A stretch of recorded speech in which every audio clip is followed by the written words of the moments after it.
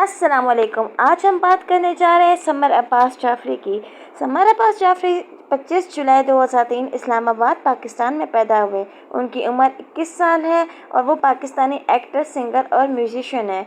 शोहरत ज़िंदगी और तालीम। समर अब्बास जाफरी भी इस्लामाबाद से ताल्लुक़ रखते हैं। उनके वालिद एक बिजनेसमैन है और वालदा एक होम मेकर। उनका एक छोटा भाई है और एक बड़ी बहन है। समर अब्बास अब कराची में रहते हैं और उनका एक्टिंग के साथ साथ तालीम भी जारी रखने का प्रोग्राम है। समर अब्बास जाफरी ने अपना करियर छोटी उम्र में कॉमिक्स और टेलीफिल्म से शुरू किया। उनका पहला एक्टिंग प्रोजेक्ट 2014 में टेलीफिल्म हिना दिल पजीर की गुडगुडी का था।